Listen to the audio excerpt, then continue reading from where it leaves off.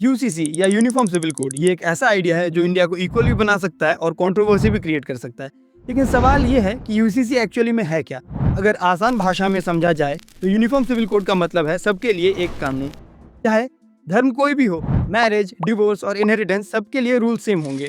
आज इंडिया में बहुत सारे अलग अलग धर्मों के लिए अलग अलग पर्सनल लॉज हैं, जैसे कि Muslim personal law, Hindu personal law और क्रिश्चियन पर्सनल लॉ।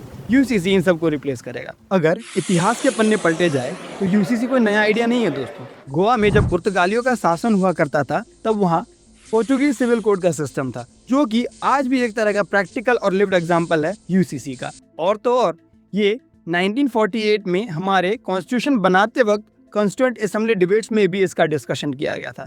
सवाल ये था कि क्या इंडिया में कॉमन सिविल लॉ होना चाहिए, लेकिन तब इस आइडिया को कॉम्प्रोमाइज कर दिया गया। इसे आर्टिकल 44 में डाला तो गया लेकिन एनफोर्स नहीं किया गया दोस्तों। और इंटरेस्टिंग बात, आज भी इंडिया में नेशन वाइड यूसीसी नहीं इम्प्लीमेंटेड है। गोवा ऑलरेडी इसे फॉलो करता आ रहा है और उत्तराखंड ने 2024 में यूसीसी का लॉ पास किया, जो कि इंडिपेंडेंट इंडिया का पहला स्टेट बना यूसीसी इंप्लीमेंट करने वाला। आइए फिर यूसीसी जैसे कानून के प्रोज और कॉन्स भी देख लेते हैं।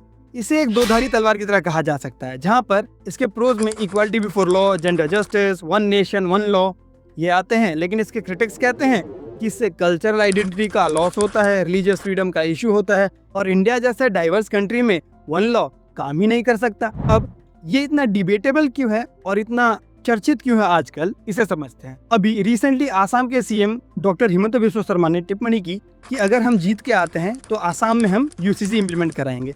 लेकिन अगर आसाम जैसे स्टेट में यूसीसी इंप्लीमेंट होता है तो इसके क्या इम्पैक्ट्स हो सकते हैं, चलिए समझते हैं।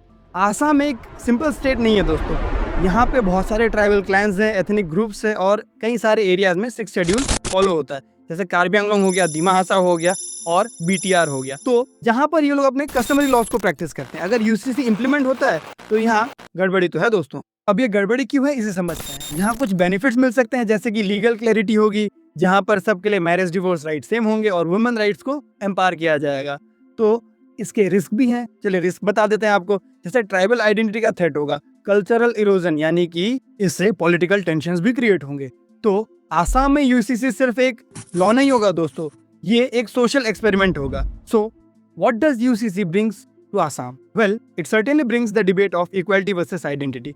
और एक सवाल आपसे भी दोस्तों, क्या इंडिया को एक यूनिफॉर्म सिविल लॉ चाहिए या डाइवर्सिटी को प्रिजर्व करना ज़्यादा इंपॉर्टेंट है? कमेंट सेक्शन में ज़रूर बताना। वीडियो अच्छी लगी हो तो लाइक कर देना और चैनल को सब्सक्राइब ज़रूर करना। Thank you.